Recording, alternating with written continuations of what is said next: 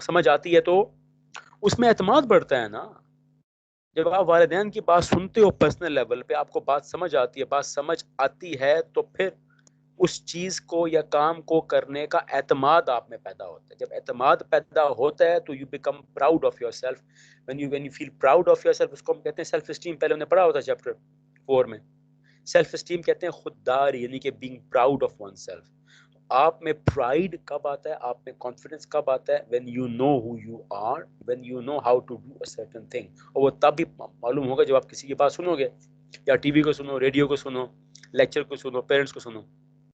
तो ये effective listening ही बुनियाद बन रही है। सुनते हो, समझते हो, समझते हो, जानते हो, जानते हो, इल्म आता है, इल्म आता है तो कहते नहीं नॉलेज इज पावर। कॉन्फिडेंस आता है ना, फिर खुददारी आती है, become proud of yourself. enhanced social and friends network, of course you have many friends। माशरे में आप घूमते हो, सोसाइटी में, आप कैसे बढ़ता है आपका ये नेटवर्क? सुनने से। किसी को हर वक्त बोलने वाला पसंद नहीं होता। You listen to people and people start liking you. मेरी बात तो इस किताब खुद गवाह हैं, इसके विटनेस हैं। आपने दोस्त, आप दोस्तों की बात सुनते हो, people like to come to you, they want to speak to you, कि मेरी बात सुनते हैं, मानते हैं, तो नेटवर्क बढ़ता है आपका ऑटोमेटिकली। अ ग्रेटर कनेक्शन, हालांकि दूसरा तीसरा सेम ही है। जब सुनोगे तो आपस में कनेक्शंस बढ़ते हैं। ठीक है, यहां तक कोई सवाल भाई? एनीवन?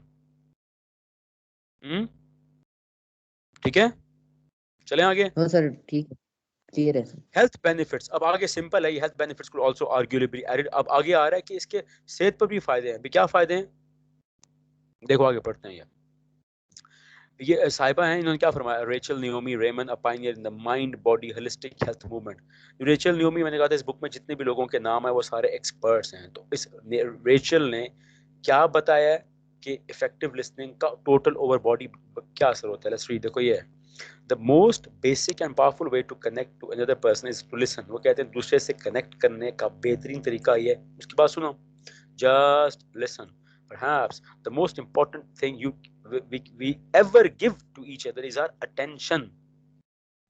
वो कहती है मेरे नजदीक सबसे अहम चीज, तोहफा हम दूसरों को देते हैं, वो अपना टाइम है, वक्त है, सुनना। When you listen to other people, the other person feels important, valued, he feels grateful to you। तो किसी को अगर आपने बेहतरीन तोहफा देना है, अटेंशन देनी है, वो ये है, just give them your time। Because when you give them your time, you're listening. When you're listening, you make the other person feel important and valuable। इससे बड़ी बात क्या हो? ये सारे हम इफेक्टिव लिसनिंग के फायदे बता रहे हैं। ठीक है, सो आगे, so in conclusion, listening is both a gift of time and a key skill. यानी सुनने के भी तरीके होते हैं। जैसे आप क्लासों में आते हैं, हम कहते हैं सीधे होके बैठो, उठ के बैठो, ये बैठो। बेसिकली हम ट्रेन कर रहे होते हैं आपके कि सुनने के भी तरीके हैं, तौर तरीके हैं, आदाब हैं। टॉपिक 6 पे आ जाओ। Principles of active listening. पीछे था इफेक्टिव लिसनिंग, अब है एक्टिव लिसनिंग। फर्क क्या होता है, पढ़ते इसको। The route to significantly improve listening for most people is to practice active listening। अब इसको हम डिफाइन करेंगे, आवाज ना अभी।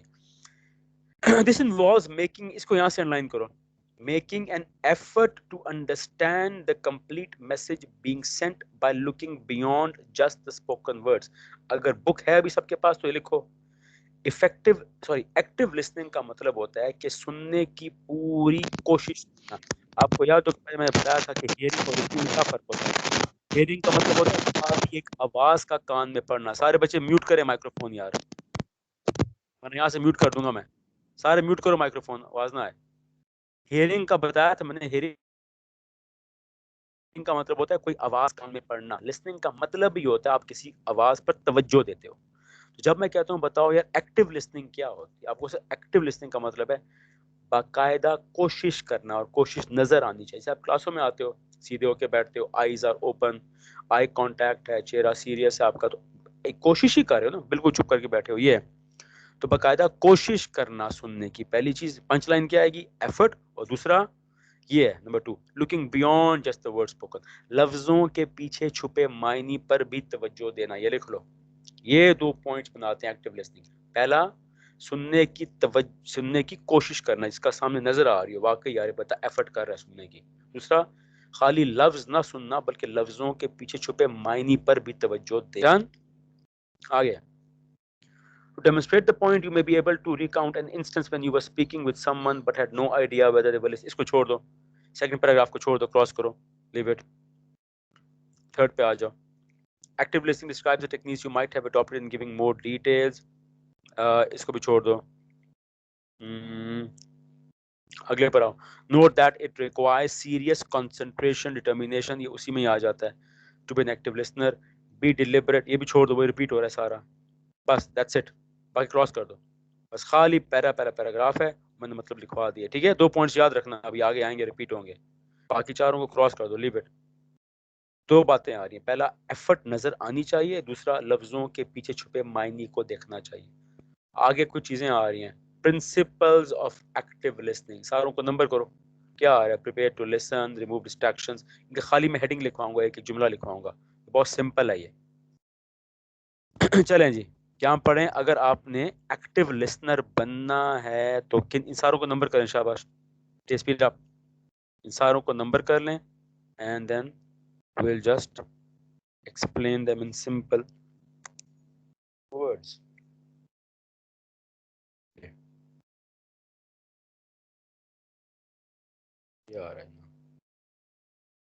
Principles of active listening. Active listening का मतलब समझ लिया, अब हम कह रहे हैं, चलें जी, मैं मिस्टर ए कहता है मैं एक्टिव लिसनर बनना चाहता हूं सर, मुझे बताया मैंने कैसे बनना है। ये प्रिपेयर टू लिसन, अब इंग्लिश में पढ़ने की जरूरत नहीं है, ठीक है। मैं खाली खाली एक जुमला लिखवाता हूँ, लिखो, उर्दू में लिखो सारे।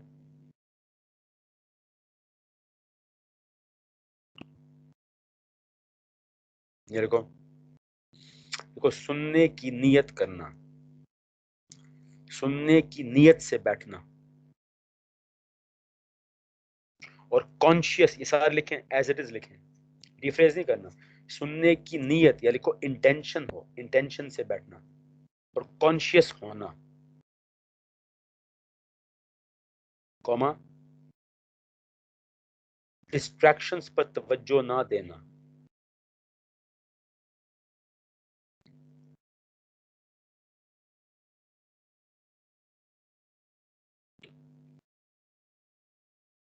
बस ये बस सिंपल सिंपल लिखेंगे, उसी का सारे में समरी लिखवा रहा हूँ कि अगर आपने मेरा एक्टिव लिसनर बनना है तो पहला नियत आपकी होगा कि मैं सुनने आ रहा हूँ, कॉन्शियस, सब कॉन्शियसली नहीं, कॉन्शियस, आपको पता हो आप क्या कर रहे हो, तमाम डिस्ट्रैक्शंस को हटाओ।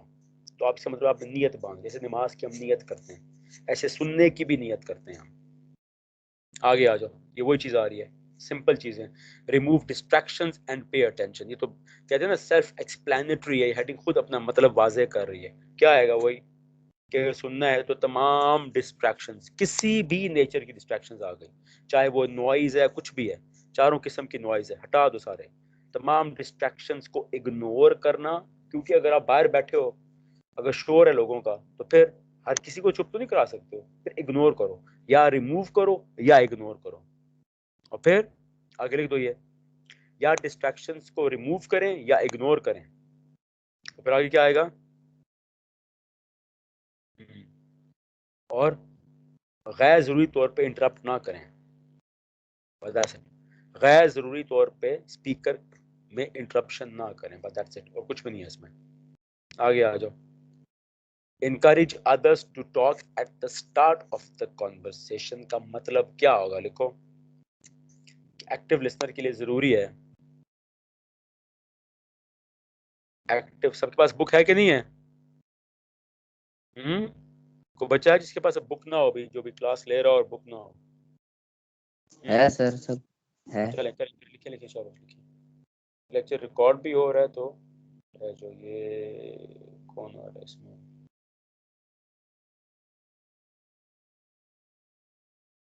चलो ये हम पढ़ें।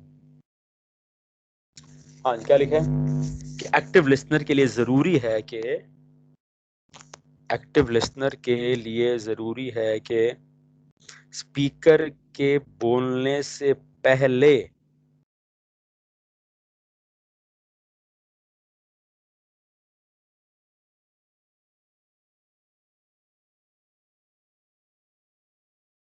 स्पीकर के बोलने से पहले अपने सवालात तैयार रखे,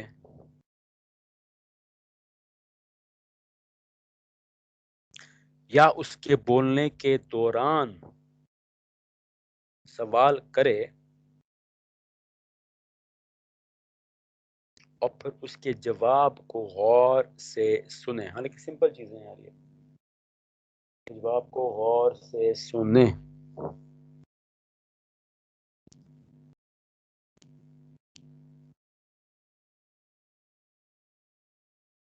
ये आगे लिखा हुआ लफ्ज रेपोर, रेपोर का मतलब क्या होता है? लिखो रेप्यूटेशन, इमेज। हाँ जी सर ये रिपीट कर दें सर ये पॉइंट। एक्टिव लिसनर के लिए जरूरी है कि स्पीकर के बोलने से पहले या सवाल कर दे या उसके बोलने के दौरान कोई सवाल करे और फिर उसके जवाब को तसल्ली से सुने। रेपोर का मतलब लिखे, मतलब रेप्यूटेशन, इमेज, उसकी साख। जैसे क्लास में आप लोग करते हैं, सवाल पूछते हैं, वही चीज आ रही है, कुछ भी नहीं। आगे आ जाओ, बी पेशेंट। खुद ही अपना मतलब वाजे कर रही है लफ्ज, या बी पेशेंट मतलब एक्टिव लिसनर सब्र होना चाहिए और स्पीकर के मैसेज को मुकम्मल वक्त दे। कि जब तक टाइम नहीं देगा बात सुन नहीं पाएगा, समझ नहीं पाएगा। तो हमने पहले पढ़ा हुआ था कि अगर आपने लिसनर बनना है, टाइम आपको देना पड़ेगा। You can not say that I am not willing to give time but I still want to become an active listener. No, you can not, you got to give time if you want to listen to something. ये नहीं हो सकता time भी ना हो और सुनना भी चाहें, दैट कैन नॉट हैपन। बस इसलिए इतना काफी है, that's it. Listen to the tone, tone याद है, लहजा? यस। तो मैं सवाल करूंगा कि अगर मैं बोल रहा हूं अभी, लफ्जों के अलावा जो मेरी टोन है जिससे मेरा कई पैगामात मैं आपको दे सकता हूँ, जो लफ्ज ना हो लेकिन टोन से पैगाम दूं, क्या कहलाती है वो चीज? Para language sir. Non para verbal. Language. लिखो लिखो, पैरा लैंग्वेज। यस, तो पैरा पैरा लैंग्वेज। लैंग्वेज है ना। यस, एक्टिव लिसनर खाली लैंग्वेज को नहीं सुनता बल्कि पैरा लैंग्वेज को भी सुनता है। बस ये जुमला लिखो, एक्टिव लिसनर खाली लैंग्वेज नहीं बल्कि पैरा लैंग्वेज को भी सुनता है। पैरा को हम टोन क्या है ना, पैरा में ही आती है ना टोन। यस, हमने कहा था टोन लैंग्वेज नहीं होती, वर्ड नहीं होता, लेकिन साउंड होती है। बस स्पीकर की टोन को देखे, ऊपर नीचे टोन करेगा वो, उससे भी अलग अलग मायने आएगी। बस दैट्स इट, और कुछ भी नहीं है इसमें, छोड़ दो। ये तो सिंपल है, पढ़ा हुआ हमने। Watch for non verbal communication, कि अगर एक्टिव लिसनर है वो खाली वर्बल को नहीं देखेगा बल्कि नॉन वर्बल को। जैसे क्लास में आप हमारे सामने बैठे होते हो, when you look at the teacher, when you're listening to the teacher, you not only listen to the words but also the non verbal part। और नॉन वर्बल में क्या आ जाएगा? वही सारे आपकी जेस्चर्स आ जाएंगे। यस, जो कॉन्शियस भी होंगे और लिखो, जो कॉन्शियस भी होंगे, सब कॉन्शियस भी होंगे। और वो जेस्चर्स में क्या क्या आएगा? देखो, ये the different types of non verbal communication include facial expression. अब जब विजुअलाइज करो, टीचर आपके सामने खड़ा हुआ है, उसके फेशियल एक्सप्रेशंस, उसका eye contact, tone and pitch, gestures displayed through body language. ये याद कर लो, ये लफ्ज याद करो, ये आएगा एमसीक्यू में। Gestures displayed through body language क्या कहलाते हैं? काइनेसिक्स। जेस्चर्स, मैं यहाँ खड़ा हूँ सीधा आपके सामने, मैं अपने आर्म लिम्स को हिलाता हूँ, वो जेस्चर ही हो गया ना। थ्रू बॉडी क्या कहते हैं? काइनेसिक्स। ये लफ्ज याद करना पड़ेगा। Physical distance between communicator, proxemics. Proxemics एक और भी लफ्ज में पढ़ा था, याद है किसी को? कि दोनों के दरमियान फासला क्या कहलाता है? देखते हैं किसको याद है। बबल। बबल या स्पेस या बबल, इस तरह कोई सा, हाँ personal bubble. Space. Personal space लिखो साथ, 3 नाम है इसके, प्रोक्सिमिक्स, बबल या पर्सनल स्पेस। आपस में फासला रख के भी आप कोई पैगाम देते हो, हालांकि लफ्ज नहीं है ये, फासला रख के आप पैगाम देते हो। तो आपने देखना है ना, अगर आप एक्टिव लिसनर हैं, खाली लफ्ज नहीं बल्कि इन नॉन वर्बल जेस्चर्स को भी गौर से पढ़ोगे। पोस्चर याद है? Posture the way you sit and stand, भी बताएगा। और फिजियोलॉजिकल चेंजेस, फिजियो क्या होता है? Body, related to body, physical body अब कैसी दिख रही है, मतलब जाहिरी वजाकत आपका अपीयरेंस। पढ़ा हुआ हमने, याद है कि नहीं याद आपका? Personal dress, the way you look. लफ्ज तो इस्तेमाल नहीं हो रहे ना। एक्टिव लिसनर खाली लफ्जों का लिसनर नहीं है, हर चीज को देखता है, उस सारा नॉन वर्बल जेस्चर्स है ना, जेस्चर्स को वो देखता है, सुनता है, उनका पैगाम सुनता है। The above non-verbal techniques can be used to convey message such as, अब ये दूसरा, अब अगर मैं आपसे बात कर रहा हूँ, अगर मैं आपके सामने खड़ा हूँ, तो ये जो नॉन वर्बल हैं जेस्चर्स, इनको मैं भी इस्तेमाल कर सकता हूँ, आप भी इस्तेमाल कर सकते हैं। इन नॉन वर्बल से हम क्या क्या, लिख दो, इन नॉन वर्बल जेस्चर्स से हम क्या क्या कह सकते हैं, क्या क्या पैगाम दे सकते हैं। ये The above non-verbal techniques can be used to convey messages as, मतलब मैं अपने posture को इस्तेमाल कर सकता हूँ, physiological change को, tone को, pitch को, eye contact को, face को इस्तेमाल करके क्या कह सकता हूँ, ये जाहिर करूँगा मेरी इमोशनल स्टेट पे, जज्बाती कैफियत। मैं अपने चेहरे के तासुरात बदलूंगा, अपनी जज्बाती कैफियत का एहसास दिलाऊंगा आपको, आई कॉन्टैक्ट से अपनी जज्बाती कैफियत। तो मेरी जज्बाती कैफियत मतलब क्या होता है, sad, happy, frightened, annoyed, confused, ये जज्बाती कैफियत हैं। ऊपर वाले नॉन वर्बल जेस्चर से पहला मैं जज्बाती कैफियत बता सकता हूँ आपको, फीडबैक दे सकता हूँ आपको बोले बगैर। Regulation of the communication flow, वही, ये तो वही आ गया आपका, टोन को ऊपर नीचे करना। डिफाइनिंग एंड रीइंफोर्सिंग का मतलब क्या होता है, लिखो रीइंफोर्सिंग, लिखो दोहराना या एम्फसाइजिंग। रीइंफोर्सिंग मतलब किसी चीज पर दोबारा जोर देना, उसकी अहमियत को उजागर करना। या रीइंफोर्सिंग और modifying what has been said in words, इसका भी तुम्हें लिखो। या पहले से दिए गए जेस्चर, पहले से दिए गए जेस्चर दोबारा तस्दीक करना, दोबारा तस्दीक करना या उसमें करेक्शन करना।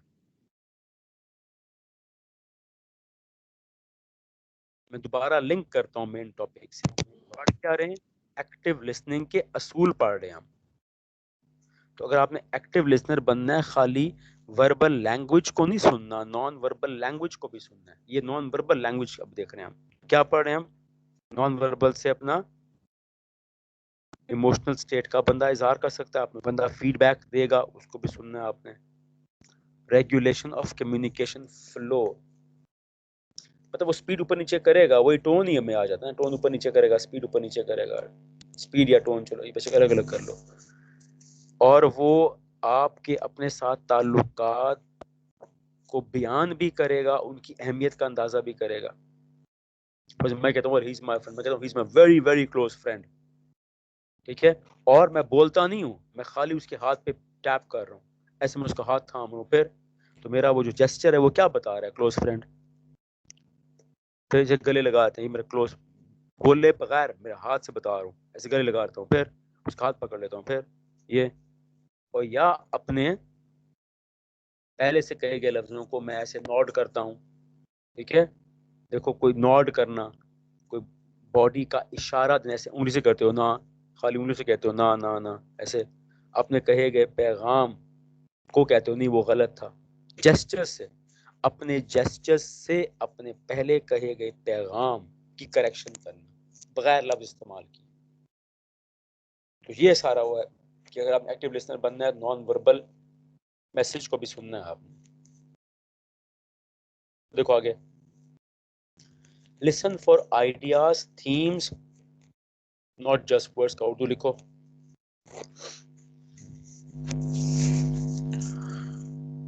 एक्टिव लिसनर, ये पहले से लिंक होगा, एक्टिव लिसनर सिर्फ लफ्जों पर तवज्जो नहीं देता, बल्कि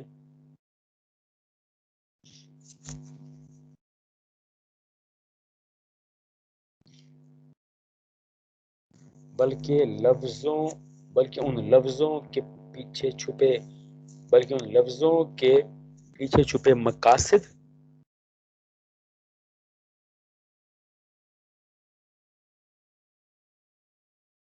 मकासद को सुनता है। थीम का मतलब ही होता है उसका मकसद क्या है, उसका पस मंजर क्या है, देखो थर्ड लाइन में आ रहा है, ये पढ़ता हूँ मैं, पीपल मे बी मडल्ड।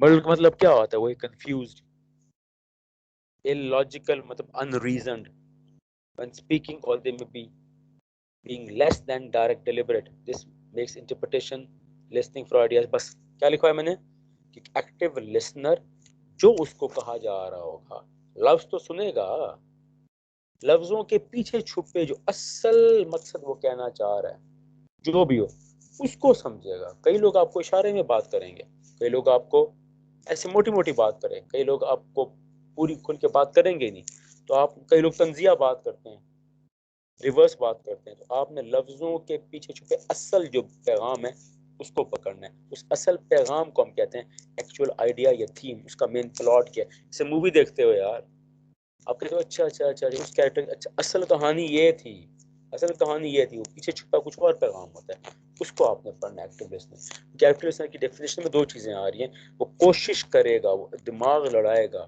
तवज्जो देगा, स्टिल बैठा होगा, और दूसरा क्या था, लफ्ज नहीं उसके पीछे मायने, ये वो चीज है। अडॉप्ट द कीवर्ड अप्रोच का मतलब क्या होता है, लिखो active listener, active listener speaker के कहे गए लफ्ज दोहराता है। एक्टिव लिसनर स्पीकर के कहे गए लफ्ज दोहराता है जब उसको फीडबैक देता है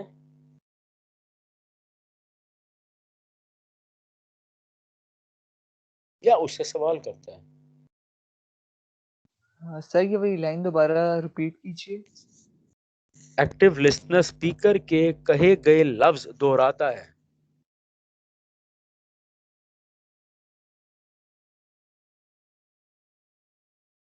यानी उसकी बात को दोबारा बयान करता है या उससे सवाल करता है उसी के अल्फाज में।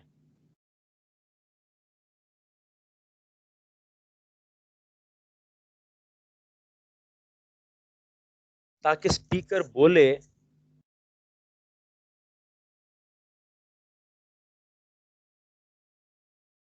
और एक्टिव लिसनर सुनेगा।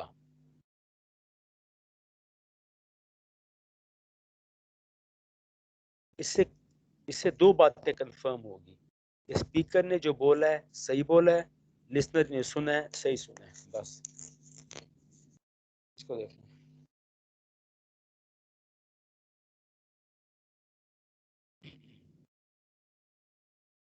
ठीक है, ये समझ आया सबको?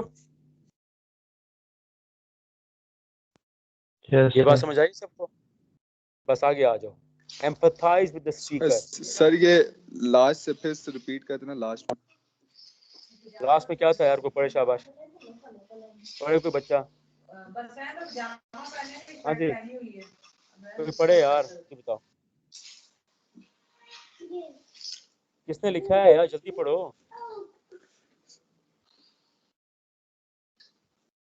भाई किसने लिखा है कि नहीं लिखा है यार? अब्दुल मोइज आपने लिखा है? सुनो सुनो सुनो। एक्टिव लिसनर स्पीकर के कहे, हाँ पढ़ो एक्टिव लिसनर, सर मैं बोल रहा हूँ। पढ़ो शाबाश पढ़ो।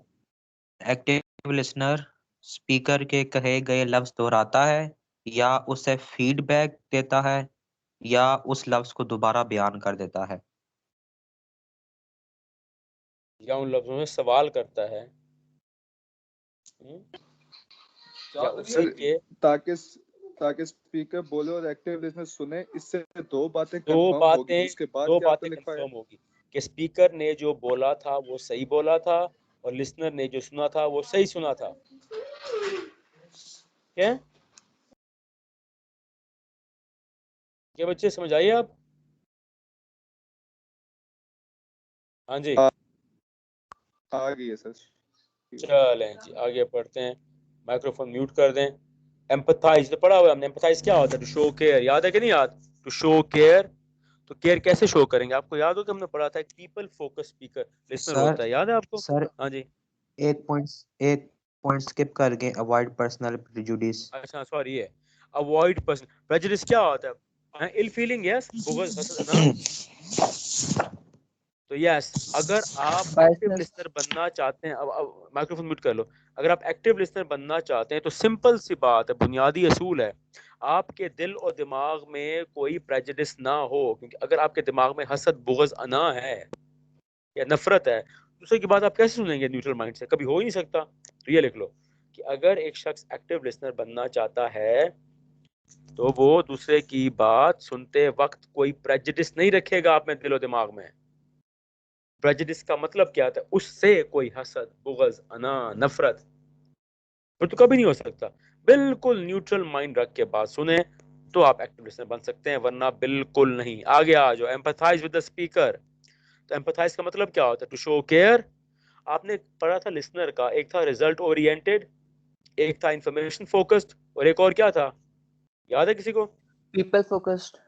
People focus. ये वो है, People पीपल focus. फोकस। ये अगर आपने स्पीकर को सुनना है, एक्टिव लिसनर बनना है, तो भाई खाली इंफॉर्मेशन पर फोकस नहीं करना, उस शख्स से भी हमदर्दी रखो। एम्पैथाइज का मतलब है वो एक शख्स है सामने, उसके जज्बात, एहसासात, मुश्किलात का ख्याल रखोगे तो उसको बहैसियत इंसान समझ के गौर सुनोगे, खाली मालूमात नहीं। You should be empathise, show करो। ये अपना ये पढ़ लेता हूँ, ये जो लास्ट लाइन है फर्स्ट पैराग्राफ की। they may be facing issues, देखो आ रहा है, they may be, they मतलब क्या होता है? speakers may be facing issues you have not thought about or have a totally different view on the prioritization of issue, so as to what is critical and high priority compared to nice to have but non critical. Nice to have मतलब क्या होता है? आप कहते हो हाँ ठीक है, बस मुझे बता दो। नहीं भाई, क्या पता कोई सीरियस कंडीशन हो। तो एक्टिव लिसनर भी एक इंसान है, सामने स्पीकर भी इंसान है, उसको पहले इंसान समझो, तब आप बहसते इंसान उसकी बात सुनोगे। ये नहीं होता कहीं अच्छे कपड़े ना पहने हो, तबीयत खराब है तो उसको सुनो ही ना, नहीं भाई इंसान है यार, वो बात सुनो उसकी। तो ये सोच आपको एक्टिव लिसनर बनने में मदद देगी। Last, put the speaker at ease and show you are listening. Ease का मतलब क्या होता है? लिखो कि एक्टिव लिसनर स्पीकर को ये एहसास दिलाता है कि वो सही जगह पर है, सही लोगों से मुखातिब कर रहा है, लिहाजा उसको स्ट्रेस में नहीं आना चाहिए, परेशान नहीं होना चाहिए, घबराना नहीं चाहिए, डरना नहीं चाहिए।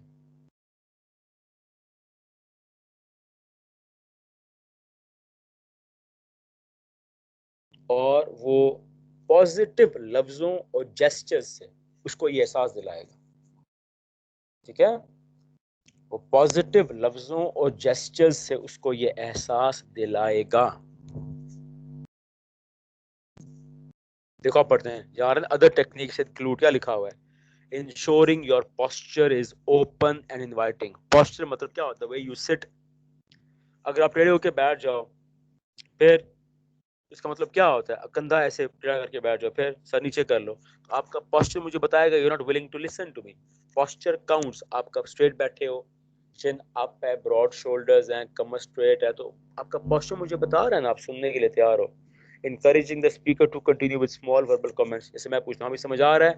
यस, आप कहते हो यस, ये, तो आप लिखोगे कि स्पीकर को अपने जेस्चर्स से, वर्बल और नॉन वर्बल से बताएगा कि हाँ वाकई मैं सुन रहा हूँ, आप ठीक कह रहे हैं, ऐसे नोट करो सर को, ताकि स्पीकर कंफर्टेबल महसूस करे, हाँ वाकई यार मेरी बात को समझ आ रही है भाई, ठीक है? और आई कांटेक्ट भी, ये सारा जो आप क्लासों में करते हो वो ये सारा, ठीक है? Give your self feedback on your own listening performance. इसका मतलब लिखो कि एक्टिव लिसनर स्पीकर को फीडबैक देने से पहले अपने आप को भी फीडबैक, याद है सेल्फ फीडबैक से, सेल्फ फीडबैक है। एक्टिव लिसनर स्पीकर को फीडबैक देने से पहले अपने आप को भी सेल्फ फीडबैक देता है, यानी अपने आप से सवाल करता है कि वाकई वो सही सुन रहा है, तवज्जो से सुन रहा है, क्या सुनने के बाद सही सवाल करेगा, उसका पोस्चर ठीक है, ऐसे अपने आप को भी सेल्फ फीडबैक देता है। ठीक हो गया? और ये तो खैर ये तो बेवकूफ़ी है इसको पढ़ना। स्टॉप टॉकिंग, ऑफ कोर्स कि एक्टिव लिसनर के दरमियान में बातें करता रहेगा तो उसमें क्या खाक, तो इसको तो छोड़ दो इसको। रिस्पॉन्ड अप्रोप्रिएटली, ये रिस्पॉन्ड अप्रोप्रिएटली का मतलब क्या होता है? You already seen that active model for understanding. हाँ वही है कि रिस्पॉन्ड अप्रोप्रिएटली का मतलब क्या होता है। देखो साथ गोल्डन रूल पहला क्या आ रहा है, देखो appropriate responses would therefore involve treating the other person, क्या होगा, treating the speaker in a way that you think they would want to be treated। तो आपने अगर एक्टिव लिसनर बनना है तो दूसरों को उसी तरह बर्ताव करो जैसे आप चाहते हो आपके साथ किया जाए। अगर उनसे अच्छा बर्ताव करोगे तो अच्छा बोलेंगे तो अच्छा सुनोगे। बीइंग कैंडिड का मतलब क्या होता है? Friendly, honest and open. Respond appropriate, ये वही है, पीपल फोकस में आ जाता है। रिस्पॉन्ड अप्रोप्रिएटली, यस, कि जब आपसे सवाल किया जाए तब भी, या अगर आप सुन रहे हो तब भी। एजर्टिंग योर ओपिनियन, कि एक्टिव लिसनर जो आखिर में, एजर्ट का मतलब क्या होता है कि एक्टिव लिसनर सुनने के बाद, ये लिखो, एक्टिव लिसनर स्पीकर की बात सुनने के बाद जब अपनी राय देता है तो उस पर एजर्ट मतलब उस पर कायम रहता है। आप ये भी जुमला लिखो कि एक active listener respond appropriately respond तभी करेगा जब वो एक्टिवली सुनेगा, मैं कभी नहीं कर सकता। जब उसने एक्टिवली सुना होगा, उसको समझ आएगी, तब वो अप्रोप्रिएटली रिस्पॉन्ड करेगा। तो बुनियाद इस चीज की एक्टिव लिसनिंग है। फ्रेंडली होके बताए, ऑनेस्ट होके बताए, ओपन होके बताए। कोई सवाल यहाँ तक? ऐसा नहीं मान एनीवन? कैंडिडेट का मतलब sir? Friendly, friendly. Emphatic listening क्या होती है? स्टॉप टॉकिंग के एक मरतबा दोबारा बताएं, वो जुमला आपने बोला था। Stop talking, self explanatory, self explain मतलब वो लफ्ज जो अपना मतलब खुद वाजे करता है यार, वो अल्फाज जो अपना मतलब खुद वाजे करता है।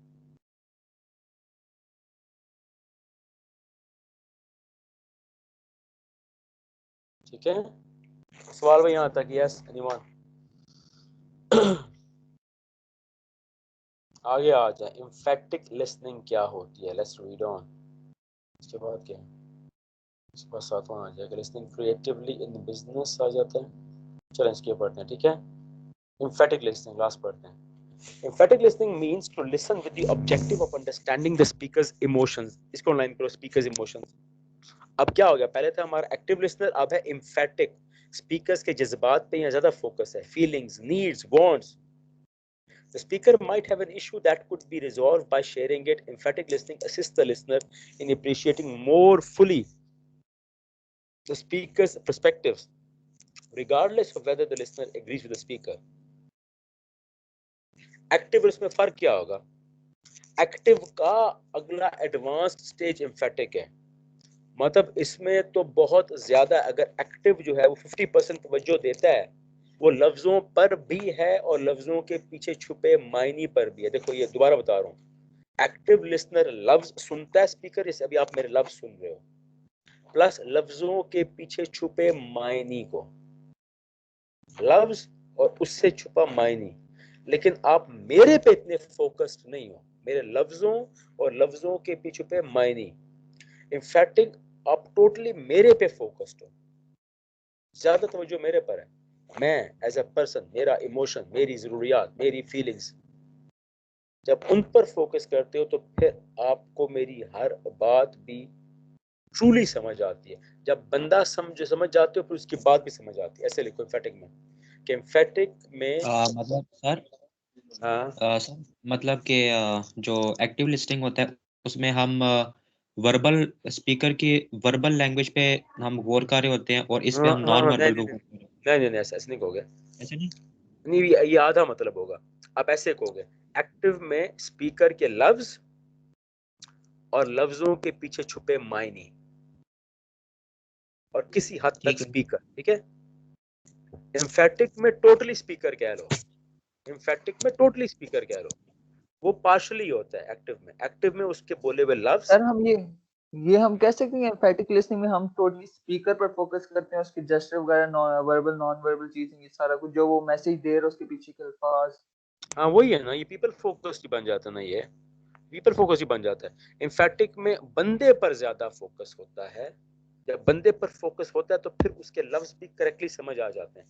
कहते हैं पहले बंदा जान लो यार, पहले बंदा समझोगे उसकी हर बात भी समझ आएगी।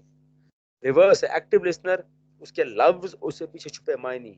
एम्फेटिक कहता है रिवर्स कर लो इस पोजीशन को, पहले बंदे पे फोकस करो यार, जब बंदे को समझ लोगे तो उसकी हर बात भी समझ आ जाएगी। ये लिखें, एम्फेटिक में तवज्जो या फोकस सारी बंदे पर होती है, बंदे के जज्बात, बंदे की कैफियत, बंदे की जरूरियात, बंदे के मसले मसाइल। पीपल फोकस है ना, ज्यादा तवज्जो बंदे पे। जब बंदा समझ आ जाता है तो फिर उसका हर पैगाम भी समझ आता है। देखो लास्ट टाइम पढ़ते हैं ये, emphatic listening assist the listener, जैसे आप मेरे लिसनर हैं, इन अप्रिशिएटिंग मोर फुली। देखो लफ्ज आ रहे हैं मोर फुली, एक एडवांस स्टेज में आते हो। More fully the speaker's perspective, speaker का नुक्ता नजर, regardless of whether the listener agrees with the speaker or not. आप में से एग्री करते हैं कि नहीं करते, आप स्पीकर के नजरिए को समझते हो, एक्टिव में आप सुनते हो, आपको आप ज्यादा तवज्जो उसके कहे गए लफ्ज और उनके पीछे को मायने पर होता है। एम्फेटिक में बस आप बंदे पर फोकस करना शुरू कर देते हो, उसका आपका नजरिया, बेशक आप एग्री करो ना करो, आप बंदा समझने की कोशिश करते हो इसमें। आप कह सकते मैंने एक्टिव, मैंने बनना है एम्फेटिक लिसनिंग, मैंने क्या करना पड़ेगा? देखो ये techniques involve in emphatic listening include focus, मतलब provide the speaker with undivided attention, avoid, जैसे अभी आप हो, अगर आप मुझे सुन रहे हो, आई अज्यूम के बिल्कुल यही आप खाली लेक्चर सुन रहे हैं, और अवॉइड मल्टीटास्किंग, इस वक्त और कोई काम ना करो। तो पहला है बिल्कुल तवज्जो, जैसे भी आप दे रहे हैं। डोंट जज का मतलब क्या होता है? The listener must not minimize और ट्रिवियलाइज का मतलब क्या होता है? किसी चीज को बहुत मामूली समझना। स्पीकर इशू, कि अगर स्पीकर को कोई मसला मसाइल है, उसको आपने बिल्कुल ही हकीर नहीं समझना कि यार छोड़ो यार बस एक मामूली सी बात नहीं। while it may seem insignificant to the listener, the issue may well be hugely significant. Yes, क्या पता लिसनर के नजदीक बहुत मामूली हो, लेकिन क्या पता असल में ज्यादा हो। तो कह रहे हैं एम्फेटिक लिसनर स्पीकर से मुंसलिक किसी बात को इग्नोर नहीं करता, उसको मामूली नहीं समझता। फिर अच्छा स्पीकर से मुतल्लिक क्या, मुझे देखना चाहिए यार क्या है। Read the speaker, this involves being alert to the emotions. मैं जब क्लास में खड़ा हूं, मैं कहता हूं अगर आपने मेरा एम्फेटिक लिसनर बनना है, you got to read me. Read मतलब क्या होगा? Being alert to the emotions behind the words, such as anger, afraid, frustration, resentment. क्या होती है? नफरत। आप क्लास में बैठे हो, आप मुझे देख रहे हो, लफ्ज मेरे सुन रहे हो, मेरी पूरी बॉडी को वॉच कर रहे हो, तो आप कहते हैं मैं ठहर जो यार, इन लफ्जों के पीछे सर ने ये जो लफ्ज क्या बड़े गुस्से से कहा है, ये लफ्ज बड़े प्यार से कहा है, ये लफ्ज सर ने अजीब से डरे डरे लहजे में कहा है, तो मेरे लफ्जों के पीछे छुपे जज्बात गौर से फॉलो करते हो। The emphatic listener should respond to the emotions as well as the words. तो आप जब वहाँ बैठे होगे, हम तो पहले पढ़े, आप हर वक्त कम्युनिकेट करते हो, तो आप जब मेरे जज्बात देखोगे, आप भी जज्बात से रिस्पॉन्ड करोगे, लेकिन आपका रिस्पॉन्स जो है वो डिपेंड करेगा मेरे मेरे पे। ठीक है, मैं आपको क्या पैगाम दे रहा हूँ, तो आपने मुझे पढ़ना है, मेरे लफ्जों, अगेन एक्टिव लिसनर लफ्जों पर तवज्जो देता है, उसके पीछे मायने। आप अब डायरेक्ट मेरे पर, सोर्स पर तवज्जो दे रहे हो कि मैं मेरे पे क्या जज्बात आ रहे हैं, मेरे पर्सनालिटी से मुंसलिक क्या जज्बात आ रहे हैं। लफ्जों को पीछे छोड़ देते हो, आप स्पीकर को सुनते हो। ठीक है, क्या पता किसी दिन मैं इंजर्ड हूँ, क्या पता मैं बहुत और जज्बात नहीं हूँ, लेकिन मैं बोली जा रहा हूँ बोली जा रहा हूँ, तो आप लफ्ज नहीं, आप मेरे पर तवज्जो दोगे, मेरे जज्बात पर।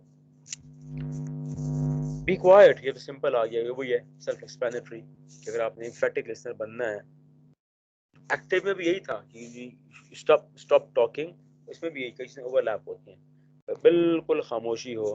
तो जुमला पढ़ता हूँ, pause and silences are often as powerful as the word. इसको लाइन कर दो कि अगर स्पीकर बोल रहा है, जरूरी नहीं है उसका लफ्ज ही सुनो, नहीं, जहाँ जहाँ वो रुक रहा है, पॉज कर रहा है, खामोशी इख्तियार कर रहा है, वो भी एक पैगाम ही है ना आपके लिए। The listener should not feel obliged का मतलब क्या होता है? कोई इसको अपनी जिम्मेदारी ना समझे to reply immediately. The speaker will often identify the solution during a pause, having processed the words they have just spoken. The speaker will often identify the solution during a pause. Speaker जब जब रुकेगा, वो रुकने में भी कोई पैगाम दे रहा है। क्योंकि पहले पढ़ा हुआ पैगाम जरूरी नहीं होता लफ्ज में दिया जाए, लफ्जों के दौरान जो पैरा लैंग्वेज आ रही है, लफ्जों के दौरान जो टोन और पिच आ रही है, लफ्जों के दौरान जो वक्फा आ रहा है, वो भी एक पैगाम है। एम्फेटिक लिसनर इतना तवज्जो से सुनता है स्पीकर को, लफ्ज तो खैर करता ही करता है फोकस, ये पॉजेस, जज्बात, फीलिंग, इस पर भी तवज्जो देता है। और एश्योर का मतलब क्या है, वही जो मैंने पहले लिखवाया है, the listener should ask questions and restate whether they perceive the speaker to have said in order to clarify। ये वही है, लिखो सारे। एम्फेटिक लिसनर स्पीकर के कहे गए लफ्जों को दोहराता है और उसका सवाल बना के पूछता है उससे।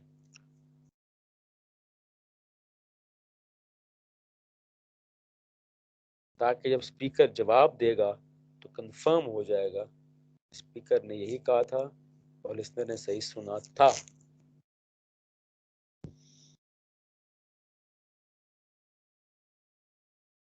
सवाल यहाँ तक। अब कितना रह गया? बिजनेस